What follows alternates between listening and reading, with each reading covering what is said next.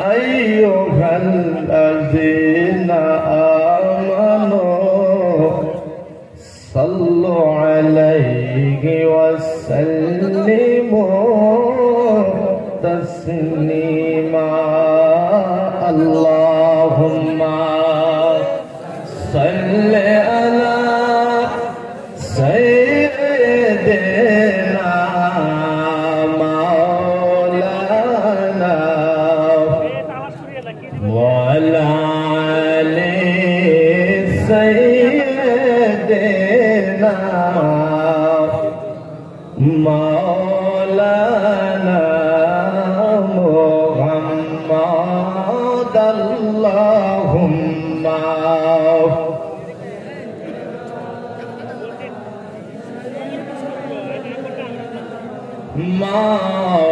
مولانا محمد وعلى آل سيدنا مولانا तो हमारे डगर बंदा तो हमारे डारे तो हमारे डगर बंदा तो हमारे डाकर मोतो डगले पापी डाकर मोतो डगलर पापी गुना तो रामा तो हमारे डगरे बंदा तो हमारे डाक बोलो तो हमारे डगरे बंदा तो हमारे डाक डाकर मोतो डगलर पापी डाकर मोतो डगलर पापी गुना तोरा अब तो हमारे डगरे बंदा तो हमारे डागर तो हमारे डगरे बंदा तो हमारे अरे जो तो यामी कोई राशि गुना माशे ओसिलाते कोरियो क्षमा हर जो तो यामी कोई राशि गुना माशे ओसिलाते कोई रात क्षमा তুমি যদি মাফ না করো দয়া তুমি যদি মাফ না করো কে করিবে মাফ তুই আমারে ডাকরে বান্দা তুই আমারে ডাক বলো তুই আমারে ডাকরে বান্দা তুই আমারে ডাক ডাকার মতো ডাকলে পাপি ডাকার মতো ডাকলে পাপি গুনা তোরা মায়া তুই আমারে ডাকরে বান্দা তুই আমারে ডাক হাইরে বাবা মা ও যাদের কবরে জানি লাগো আজকে মনে হাইরে বাবা মা ও যাদের কবরে জানি লাগো আজকে মনে হাইরে সবই দিন করব তুয়া সবই দিন করব তুয়া বাবা মার কারণে তুইয়া পারে ডাকরে বান্দা তুইয়া মারে ডাক বল তুইয়া পারে ডাকরে বান্দা তুইয়া মারে ডাক ডাকার মতো ডাকলে পাবি ডাকার মতো ডাকলে পাবি তোরা মারব তুইয়া মারে তগরে বন্দর তুইয়া মারে ডাক বল তুইয়া মারে তগরে বন্দর তুইয়া মারে ডাক আল্লাহুম্মা সাল্লি আলা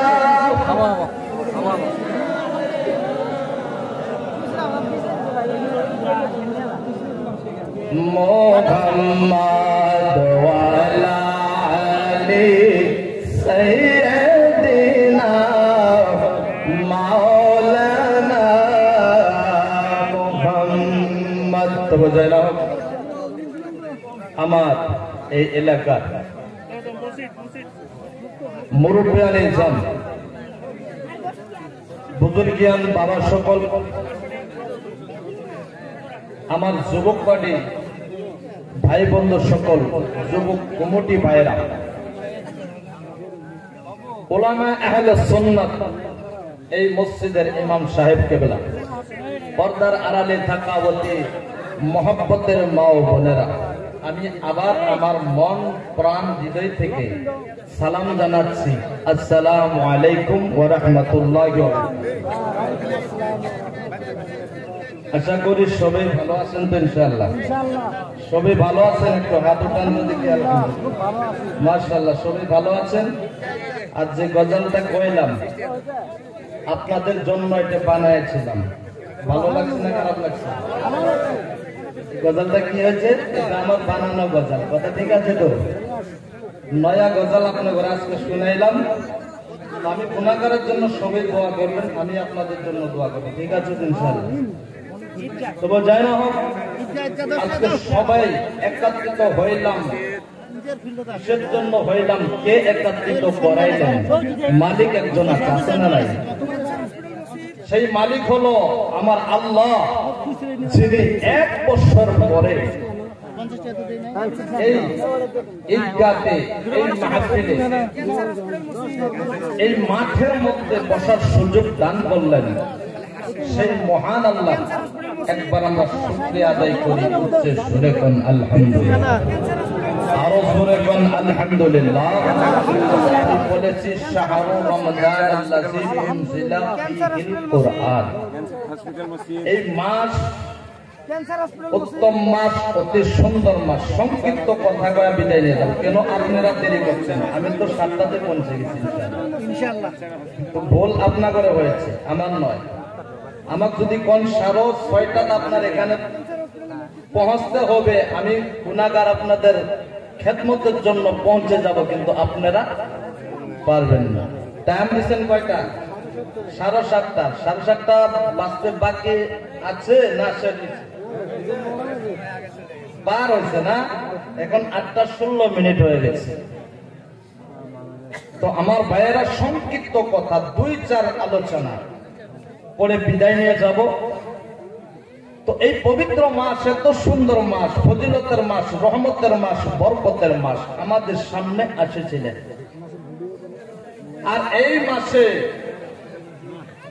আল্লাহ রাব্বুল আলামিন পবিত্র কোরআনে কারীম নাজিল করেছে, কোন সুবহানাল্লাহ, আরো জোরে কোন সুবহানাল্লাহ।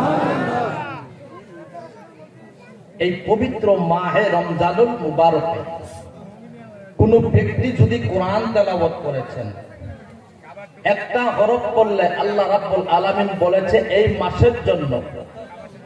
অন্য মাসে যদি আপনি কোরআন তেলাওয়াত করেন, একটা হরফে 10টা করে নেকি, শুনেছেন? সবাই জানেন, প্রত্যেক ওয়াজের মাহফিলে হয় যে একটা করে হরফ পড়লে 10টা করে নেকি দেয়।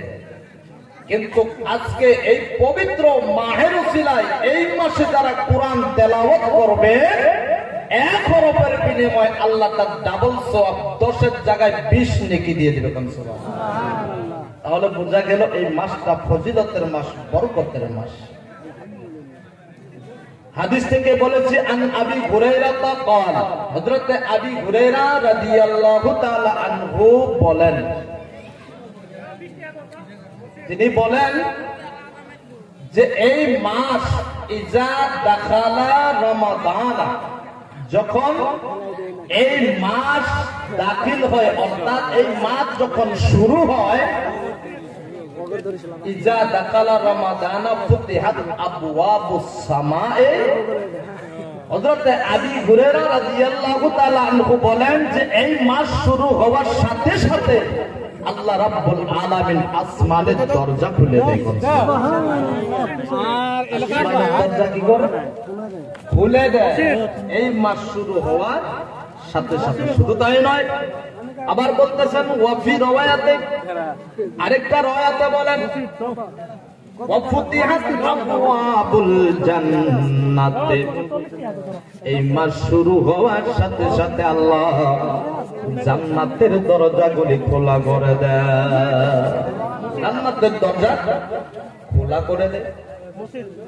আবার বলতেছেন যে এই মাস শুরু হওয়ার সাথে ওয়াকুল্লিকাত আবওয়াবু জাহান্নাম, জান্নাতের দরজা খুলে দেয়, আবার জাহান্নামের দরজা বন্ধ করে দেয়। আবার বলতেছেন ওয়াফি রাওয়ায়াতে, আরেকটি রাওয়ায়াতে বলেন ওয়াফুতিহাত আবওয়াবুর রাহমাতি। আল্লাহ রাব্বুল আলামিন এই মাস শুরু হওয়ার সাথে সাথে গো রহমতের দরজাগুলি খোলা করে দেয়। সুবহানাল্লাহ। রহমতের দরজা আল্লাহ কি করে? খোলা করে দেয় এই মাস শুরু হওয়ার সাথে। আমার ভাইয়ের, আমার বন্ধুগণ, এই পবিত্র মাস রমজানুল মুবারক আজকের থেকে আমাদের সম্মুখ থেকে বিদায় নিয়ে গেল। আগামী বছর আপনি বা আমি, আমাদের এতে শেষ মোনাজাত হইতে পারে। কথা ঠিক কিনা? এটা শেষ মোনাজাত হইতে পারে। আমরা কেউ হয়তো বা আগামী বছর এই পবিত্র রমজানুল মুবারক এই মাস কেউ হইতে পাবো, কেউ হইতে পাবো না। এই মাসে আমরা অনেক গাফলেতি করি, অনেক গাফলেতি করি। মসজিদ উঠাইছি, নামাজের খবর নাই। রোজা মাশাআল্লাহ সবেই রাখি, তারাবির খবর নাই। কথা ঠিক কিনা? আছে না নাই? মসজিদে মসজিদে দেখবেন এক কাতার মানুষ হওয়া তাই জটিল। কেন? আমার বন্ধুগণ, আমি বলেছি সংক্ষিপ্ত হিসেবে আজকে 2-4 আলোচনা হবে। বান্দারে এই নামাজ খালি ঈদের দিন গিয়া মসজিদ ভরাইলে কাম হবে না।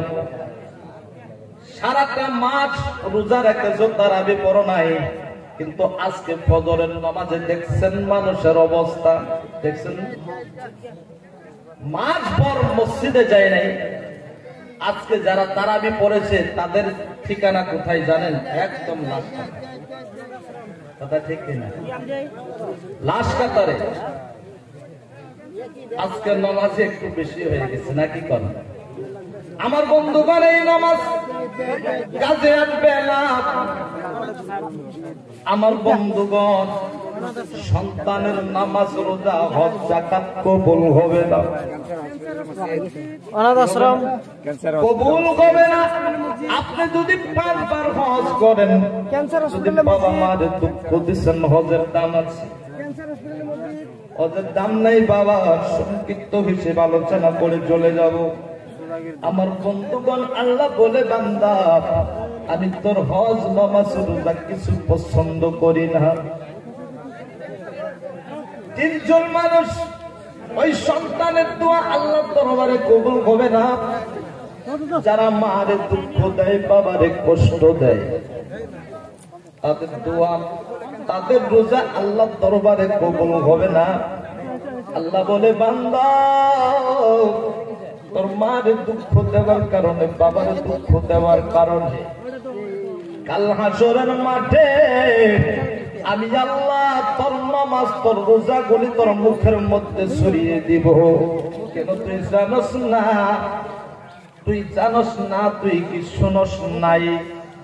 ওয়াহুয়া জান্নাতুকা ওয়া নারুকা, মার জন্য তোর জান্নাত, মার জন্য তোর জাহান্নাম। তুই কি শুনোস নাই?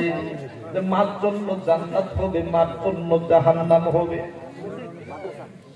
আমার ভাইয়েরা, আজকে আমরা 4টি ভাই আছি, আপনারা 4 ভাই। দেখবেন বড় ছেলে ছোট ছেলের কথা বলবে, উনি বাবা মার দেখভাল করবে, বাবা মারে কাপড় দিবে। ছোট ছেলে 2 নম্বর ভাই 3 নম্বরের ভাইয়ের আশা করে, 3 নম্বর তিনি বাবা মার খেদমত করবে, তিনি কাপড় দিবে। আছে না নাই? 3 নম্বর ভাই চৌথে ভাইয়ের জন্য তাকায়া থাকে, তিনি কাপড় ধরি বাবা মারে দিবে। আমার ভাইয়েরা মা যদি শব্দ বাহার করে, আল্লাহ কয় বান্দা কাল কিয়ামতের দিন আমি তোর রোজা পছন্দ করব না, তোর রোজা পছন্দ করব না, যাকাত পছন্দ করি না। কাল কিয়ামতের দিন নামাজ রোজা হজ ইত্যাদি সমস্ত তোর মুখের মধ্যে সরিয়ে দিব, মারে দিব। কেন আল্লাহ বলে বান্দা তোর মা যদি তোর চেহারার দিকে তাকাইয়া একবার যদি মুস্কুরায়া হাসি দেয়, আল্লাহ বলে আমি হচ্ছে আকবরের সওয়াব দান করে দেই। জোরে কোন সুবহান। কবুল হজের সওয়াব আমার আল্লাহ দান করে দেয়। কোন সুবহানাল্লাহ। কবুল হজের সওয়াব আল্লাহ দান করে দেয়। আমার বন্ধুগণ, আল্লাহ রাব্বুল আলামিন এই পবিত্র রমজানুল মুবারকের মাসে যেজন বান্দার সহিহ সালামতে রোজা রাখলো এক নিয়তে, আল্লাহ কয় বান্দা মুসা নবীর সাথে আমি দেখা করেছি 70 পর্দার আড়ালে। কত পর্দা?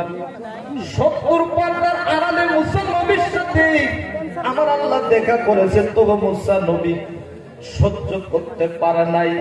আল্লাহ কয় বান্দা এই মাসে আমি তুমি বান্দার সাথে এমনই নিকটবর্তী হয়ে যাই যেরকম আমনের সামনে ওই 70 পর্দার থেকে একটি পর্দাও থাকে না। তুমি বান্দার সাথে আমি আল্লাহ এরকম ভাবে এই মাসে দেখা করি। কোন সুবহানাল্লাহ। 70 পর্দা না একটা পর্দাও থাকে না, বান্দার সাথে আমার আল্লাহ এই মাসে দেখা করে, পুরো পর্দার দরকার নাই। এই সুন্দর মাছ আমরা পেয়েছিলাম। বাবারে আসুন এবার সরাসরি আলোচনায় ঢুকে যাই।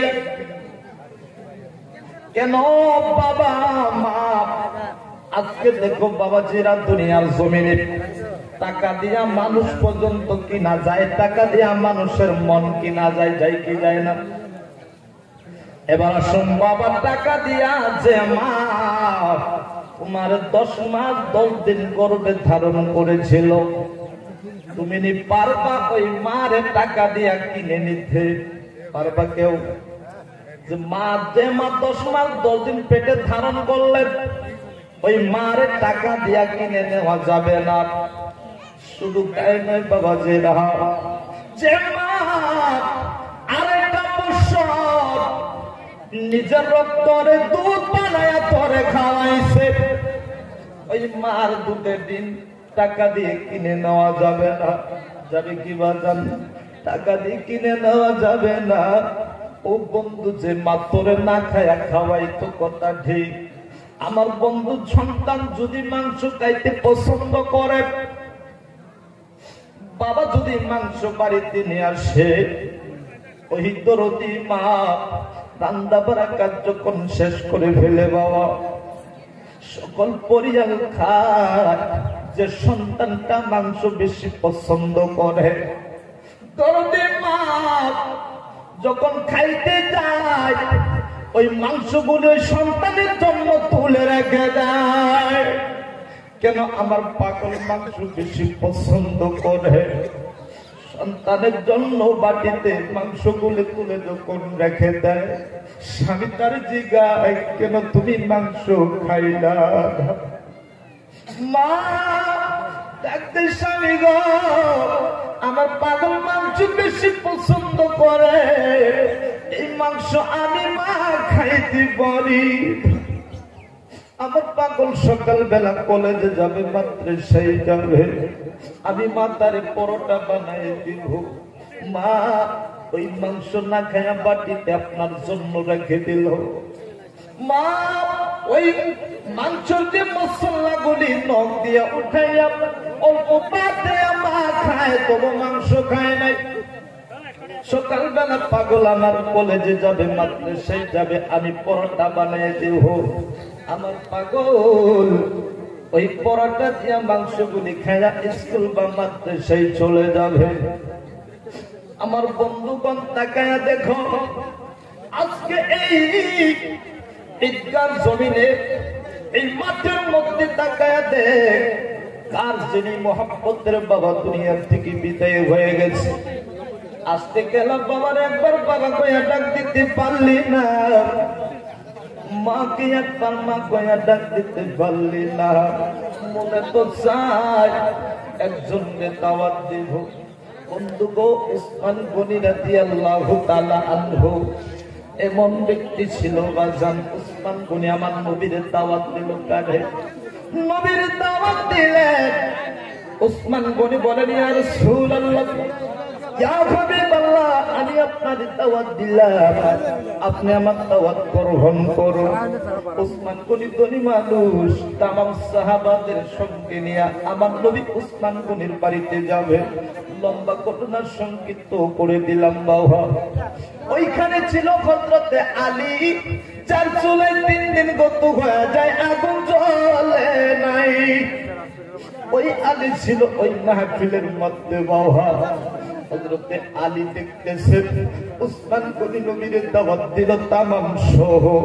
আলী মনে মনে চিন্তা করি, আহারে আমার যদি অত সম্পত্তি থাকতো গো, আমি নবীর দাওয়াত কইরা আমার বাড়িতে নিয়ে যাইতাম। আমার তো সাধ্য নাই, কিভাবে নবীর দাওয়াত দেই? আমার বাড়িতে 3 দিন গত হয়ে যায়, আমি খানা খাই না। হাসান হুসাইন না খায় বেহুশ হইয়া পড়ে আছে। উসমান গনি দাওয়াত দিল। ওইখানে হযরতে আলী কারিমুল্লাহ ওয়াজহু ছিল। হযরতে আলী দেখতেছেন উসমান গনির কাণ্ড কারখানা। আমার নবী উসমান গনির বাড়িতে চলে যাবে, রেডি হয়ে গেছে। উসমান গনি পিছনে পিছনে যায়, আমার নবী আগে আগে যায়। আর উসমান গনি আমার নবীজির পাও মুবারক বলে এক একটা পাও বলে হিসাব করতেছে। কোন সুবহানাল্লাহ, এক একটা পাও উসমান গনি হিসাব করে। আর রাস্তা দিয়ে যায়, কিছুক্ষণ যাওয়ার পর আমার মায়ার নবী উসমান গনির দিকে তাকায় বলে, উসমান গনি, তুমি আজকে আমার পাও বলে কেন হিসাব করো? উসমান গনি ডাক দিয়ে, ইয়া রাসূলুল্লাহ, ইয়া হাবিবাল্লাহ, আমি যে আপনার পাও মুবারক হিসাব করি, এর জন্যই হিসাব করি আপনি যেতগুলি পাও দিয়া আমার বাড়িতে চলে যাবেন। আমি উসমান গনি আপনার কাছে কথা দিলাম, আপনার ভালোবাসার কসম খেয়ে বলি, আপনার এক একটা পায়ের বিনিময়ে যতগুলি গোলাম ছেলে, গরিব ছেলে গোলাম হয়ে আছে, এক একটা গোলাম রে আমি উসমান গনি একটা পায়ের বিনিময়ে আজাদ করে দেব। এক একটা গোলাম রে আমি উসমান গনি আজাদ করে দেব। আরে হযরতে আলী দেখতেছে এক একটা কদমের বিনিময় এক একটা গোলাম রে আজাদ করে দিল। দাওয়াত গ্রহণ করলেন। আলীর মনটা বেজার, হযরতে আলীর মনটা বেজার। আলী কাঁদতে কাঁদতে একটা দৌড় দিচ্ছে। বাবা মা ফাতেমার সঙ্গে দাঁড়ায় গেল, মা ফাতেমার সামনে দাঁড়ায় গেল। আলী মনটা বেজার, আলীর মনটা ভালো নয়। হযরতে ফাতেমা স্বামীর চেহারার দিকে তাকাইলেন। স্বামী গো, তুমি কেন কান্দা কান্দার অবস্থা হয়ে গেছো? তোমার মনটা কেন বেজার দেখা যায়? এবার আলী বলে, কেন বেজার থাকবে না ফাতেমা রে, আমার মনে বড় আশা, আমি নবীর দাওয়াত কইরা বাড়িতে আনবো, কিন্তু আমাদের বাড়িতে কোনো খানা নাই, এক মুঠো দানা খানা আমার বাড়িতে নাই, আমি নবীর দাওয়াত করে আনতে পারি না। আমি একজন লোক কাজী শুনছনি, উসমান গনি নবীর দাওয়াত কইরা এক একটা পায়ের বিনিময় একটা করে গোলাম আজাদি কইরে দিল। আমার কি মনে ইচ্ছা যায় না আমি একটা গরিব গোলামরে আজাদ কইরা দেব? আমার বন্ধুগণ, মা ফাতেমা চোখের পানি ছাইরা দেয়। ফাতেমা চোখের পানি ছেড়ে দিল, ফাতেমা কান্দে। আমার স্বামীর মনটা বেজার, আমার স্বামী আলী কান্দে। মা ফাতেমা ঘরের মধ্যে চলে গেল। মা ফাতেমা আল্লাহর দরবারে হাত উঠায় দিল, হাত উঠায় আল্লাহর কাছে কাঁদে, আল্লাহ আমার স্বামীর বাড়ি আলীর বাড়িতে এক মুঠো দানা নাই, আমার আব্বা জানবে দাওয়াত করবে, আলী সাধ্য নাই। আল্লাহ আমি ফাতেমা তোমার কাছে হাত ফেলে দিলাম। আল্লাহ ফাতেমার দোয়া দেখা জিবরাইলের ডাক দিয়ে কই, জিবরাইল আমি সহ্য করতে পারি না। মা ফাতেমা আমার নবীর বেটি ফাতেমা আমার কাছে হাত তুলন করেছে। এ জিবরাইল যাও যাও, ফাতেমার হাত নিচে আছার আগে জান্নাত থেকে জান্নাতি খানা দেখছি ফাতেমার বাড়ি পৌঁছায় না। জান্নাত থেকে জান্নাতি খানা দেখছি ফাতেমার বাড়ি পৌঁছে দাও। জিবরাইল চলে গেল, আল্লাহর হুকুম পাইয়ে বাবা জিবরাইল জান্নাত থেকে চলে আসে, জান্নাতি খানা দেখছি ফাতেমার বাড়ি পৌঁছে গেল। ফাতেমা হাত নিচে করার আগে দেখে জান্নাতি খানা দেখছি মা ফাতেমার বাড়ি পৌঁছে গেল। ফাতেমা এবার হাত দুখানা নিচে করে দৌড়ে আছে, স্বামী যাও যাও আমার আব্বা জানের দাওয়াত দিয়ে আসো, আমার বাড়িতে আমার আব্বা জানের কদম মুবারকটা যেন রাখে। মা ফাতেমার স্বামীরে বলল, হযরতে আলী একটা দৌড় দিয়া আমার নবীর কাছে চলে গেল, যা বলে ইয়া রাসূলুল্লাহ ইয়া হাবিবাল্লাহ, আপনারে আমি আজকে দাওয়াত জানাইলাম, আমার বাড়িতে দাওয়াত রইল। ইয়া রাসূলুল্লাহ আপনি আমার বাড়িতে আজকে দাওয়াত গ্রহণ করবেন। আমার নবী জানতেছে আলী কিভাবে খানার আয়োজন করেছে। আমার নবী চোখের পানি ছেড়ে দিল। আলী ডাকতে, ইয়া রাসূলুল্লাহ আপনার দাওয়াত দেওয়ার সঙ্গে সঙ্গে আপনি কেন কাঁদেন? আপনার চোখে কেন পানি এসে গেল? আমার নবী জানতেছে আলীর খানা কোথায় থেকে এসেছে। এবার নবী আমার বললো, ঠিক আছে আমি তোমার দাওয়াত গ্রহণ করলাম। সাহাবা করে নিয়ে আমার নবী মা ফাতেমার বাড়িতে চলে গেল। বাবা যাওয়ার পরে এবার সাহাবারা যখন খানাগুলি গ্রহণ করলেন, খানা খাইলেন, কিন্তু এত সুন্দর খানা কোনদিন উসমান গনির বাড়িতে খায় নাই। এক সাহাবা আরেক সাহাবার কানে কানে কয়, শুনছো এত সুন্দর খানা আলীর বাড়িতে কিভাবে চলে আসলো? এবার যখন এক সাহাবা আরেক সাহাবারে কয়, আমার নবী কয়, সাহাবা কি হয়েছে, কেন কানাকানি করো? আমার নবী ডাক দেওয়ার সাথে সাথে সাহাবা আমার নবীর কাছে আসলেন, বলে কি বলতেছিলাম? বলে ইয়া রাসূলুল্লাহ আমরা উসমান গনির বাড়িতে অনেক খানা খাইলাম, কিন্তু এত সুন্দর খানা তো কোনোদিন খাই নাই। আলী কিভাবে তো সুন্দর খানার আয়োজন করেছে? আমার নবী ডাক দেয়, সাহাবা তোমরা যে খানাটা আলীর বাড়িতে খায়ছ এতে কোন দুনিয়াবি খানা খাও নাই, এই খানাটা খাইছো জান্নাতি খানা, জান্নাত থেকে এসেছে। যেরকম এটা জান্নাতি খানা খাইছো, দুনিয়ার সাধারণ খানা নয়, জান্নাতি খানা তোমরা খাইছো। বন্ধুগো এখনো ফাতেমার দোয়া শেষ হয় নাই।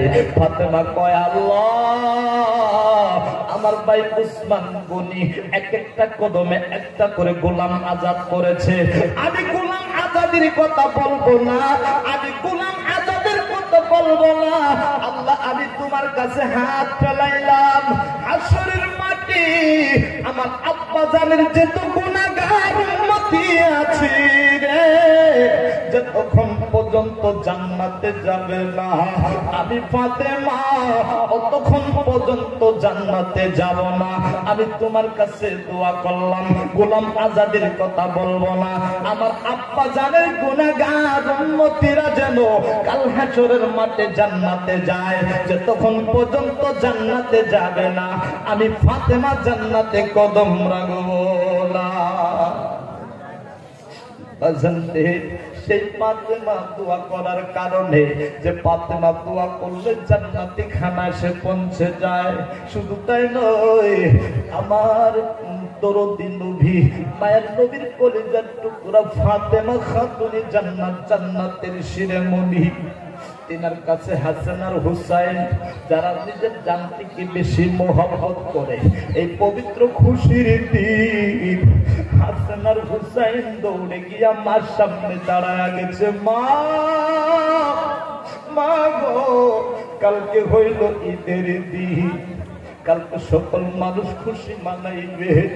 মা গো, সকল মানুষের দেখি নয়া নয়া জামা কাপড় পরিধান করবে, সকল মানুষের দেখি জামা কাপড় কিনতেছে। মা, আমাদের জামা কাপড় কোথায়? ফাতেমা হাসানের চেহারার দিকে তাকায়, হুসেনের চেহারার দিকে তাকায় বলে, বাজান তোদের কাপড় আমি দর্জির কাছে সিলাইতে দিয়েছি। হাসান আর হুসেন কয়, নবীর বেটি ফাতেমা কোনদিন মিছে কথা কইতে পারে না। আরে বলুন তো, যে ফাতেমা বলেছিল আমি তোদের জন্য দর্জির কাছে কাপড় বানাইতে দিয়েছি, আমার বন্ধুগণ সঙ্গে সঙ্গে আল্লাহ দরবারে কবুল হয়ে যায়।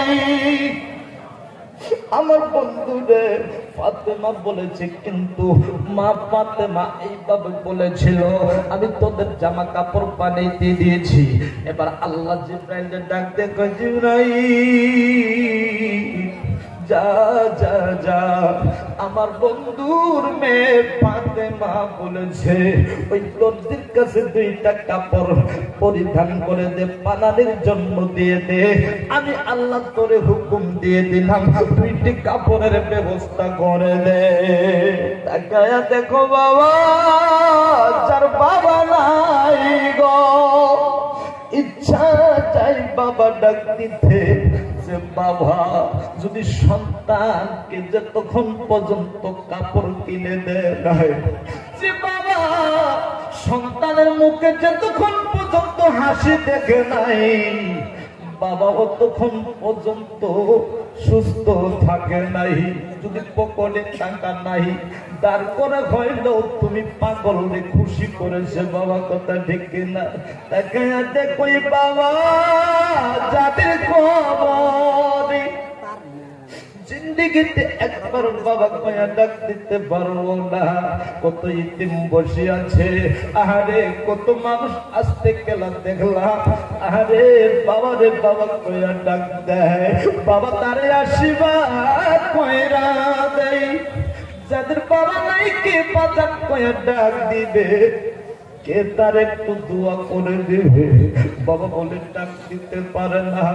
তাকে দেখো কার যিনি দরদি মা নাই, মার মতো আপন জগতে কেউ নাই। আরে যাদের মা আছে, ওই মা আজকে ফজরের টাইমে পাগলে ডাক দিছে, বাবা উঠে যাও, ফজরের নামাজ আদায় করো। যাদের মা নাই, কারা তার সন্তানকে ডাক দিবে? তাকে দেখ, মা যদি থাকতো গো, মা একবার তোমার ডাক দিত, বাজার যা যা রাস্তা দিয়ে সুন্দর করে চলে যাইবি, আপা কয়া ডাক দিত, বাজান কয়া ডাক দিত। তাকায়া দেখ, যারাদের মা নাই গো, তারা মাকে মা কয়া ডাক দিয়ে আসতে পারে নাই। এখান থেকে গিয়া কত যুবক পাটনার বন্ধু যখন মারে মা কয়া ডাক দিবে, কলিজায় মানে কলিজা দরপর করে বাবা মার মতো দরদি কেউ নাই যে মা নিজে না খাইয়া সন্তানের জন্য রেখে দেয়। ওই মারে কষ্ট দিলে বাজান নামাজ রোজা হজ ইত্যাদি একটাও আল্লাহর দরবারে কবুল হবে না। আমার ভাই বন্ধু বাবা, এর জন্য বলি যে নামাজ রোজা শুদ্ধ হইতে গেলে বাজান বাবা মার সেবা করতে হবে, বাবা মার খেদমত করতে হবে। কত মানুষ দেখি, শুধু তাই নয় বাজান আমি নিজ চোখে দেখেছি, বাস্তব ঘটনা বলি।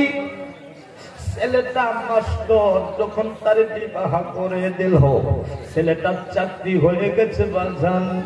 কিন্তু বাবা আমার কাছে গিয়া ডাক দেয়, হুজুর আমার মনে বড় আশা, আমি তারে এত সুন্দর মোহাম্মত করি, কিন্তু আমি যে তার বাবা, আমি যে তার মা, তিনার বিবি আমার সন্তানকে আমার কাছে আসতেও দেয় না।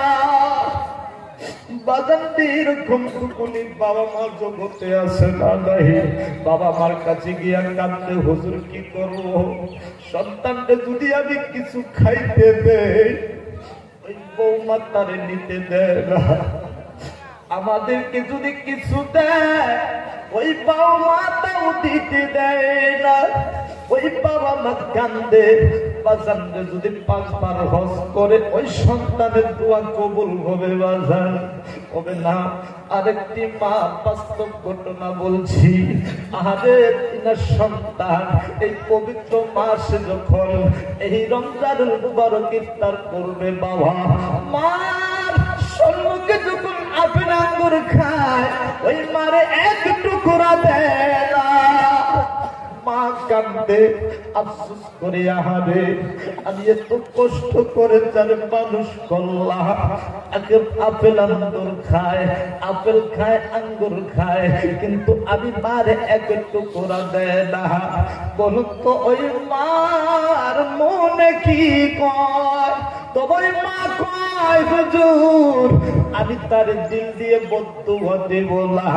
যদি মা সন্তানকে যদি দিল খোলা দোয়া করে দেয়, কারেন্টের মতো দোয়া আল্লাহর দরবারে কবুল হয়ে যায়। কিন্তু মা কয় আমি তার বদদুয়া দেব না, সুখে থাক, শান্তিতে থাক। বন্ধু গো, ওই মা বাবারে কত মানুষকে দেখি এইভাবে কষ্ট দেয়, এইভাবে নির্যাতন করে। বন্ধু গো, বাবা মার সেবা কইরা যদি নামাজ 1 ওয়াক্ত কম পড়েছেন, কিন্তু বাবা মার সেবা করার কারণে আপনার জন্য জান্নাত নসিব হয়ে যাবে। আজ না নাই বাবা, আমি একটা কথাই বলার জন্য বাবা আমার ওয়াজটা বেশি করি বাজান, কেন বাস্তব ঘটনা দেখা যায়। মার মতো দরদি কেমন আছে, মার মতো দরদি কেমন, বাস্তব ঘটনা বলছি বাজান। আপনি আমার মতো যুবক একটা বিবাহ করে নাই, কলিজা নষ্ট হয়ে গেছে। এই কলিজা যদি না বদলানো যায় ওই সন্তান ঠিক হবে না।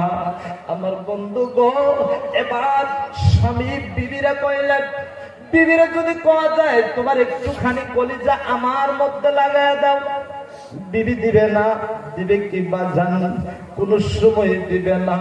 যদি কলিজা দিতে হয় ওই দরদি মা সন্তানের জন্য দিয়ে দিবে, কথা ঠিক কিনা? বাস্তব ঘটনা বলে যাই বাজান, ওই দরদি মা সন্তান এই কলিজা পুরাটা নষ্ট হয়ে গেছে। আরে কেউ কলিজা দিতে রাজি হয় না। ডাক্তার বলল আধা কলিজা যদি তারে লাগানো দেওয়া যায় ওই লোকটা ঠিক থাকবে, মারা যাবে না। কেউ তারে কলিজা দিতে রাজি হয় না। বড় সন্তানকে বলল তুমি একটুখানি কলিজা দাও, তুমিও বেঁচে যাবা, তোমার ভাইও বেঁচে যাবে। কিন্তু বড় ভাই তার কলিজা দেয় না। ভাই যদি রাজি হয়, ভাবি হয় না, কথা দেখি না। বলে তুমি কেন দিবা? আমার বন্ধুগণ এইভাবে কলিজা দিতে কেউ রাজি নয়। ওই সন্তান কান্দে, এবার শেষ মুহূর্ত মারে জিগাই, মা তুমি কি কলিজা দিয়ে দিবা? মা কয় যদি পুরাটা কলিজা দিতে হয় আমি মা তোরে দিয়া দেব। আমি পুরো কলিজা তোরে দিয়ে দিব, আমি দরকার হয় দুনিয়া থেকে চলে যাইব, আমি তোর কলিজা দিয়ে দেব বাজান, আফসোস নাই। মা ডাক দিয়ে কয় আব্বা আমি তোর কলিজা দিয়ে দেব ডাক্তার, আমি তার কলিজা দিয়ে দেব। এবার তোর মা কলিজা দিতে রাজি হয়ে গেল। এবার সন্তানের ওই কলিজাটা ফেলে দিয়ে মার আধা কলিজা সন্তানের লাগাই দিল, আর আধা কলিজা মার সাথে থাকলেন। এখনো ওই বাবা মা ওই সন্তান মা দুজন হায়াতে জিন্দা আছে। এক যদি মোহাব্বত যদি করে কলিজা যদি দেয়, মা ছাড়া কোনো দরদি দিবে না। কথা দেখে না, বাস্তব ঘটনা বলছি বাজান, তবু যাই না হোক। তো সবে আমি একটাই অনুরোধ করি যে বাবা নামাজের সাথে বাবা মার সেবা করবেন, বাবা মার খেদমত করবেন। অনেক মানুষ আছে বাবা, এই বাবা মা যে বাবা হইল ওসিলা দিয়ে তোমারে নিয়ে আসলেন, এই দুনিয়া যা হাওয়া খাইতেছেন, সবে আমরা দুনিয়ার হাওয়া খাইতেছি একমাত্র বাবা মার ওসিলাই। সেই বাবা মার যদি দুঃখ দেওয়া যায়, আল্লাহ সেটা সহ্য করতে পারবে না। তো সবে বাবা মাকে বেশি বেশি করে খেদমত করবেন। তো আমি টাইমের অভাব, আমি আগেই বলছি যে আমার টাইম ঠিক আছে, আপনার ঘরের টাইমের মানে আপনারা পরে আছেন, এখন 9টা হয়ে গেল। তো বাজান আর আমি লম্বা করব না, সংক্ষিপ্ত করে দিলাম। এবার সবে রেডি।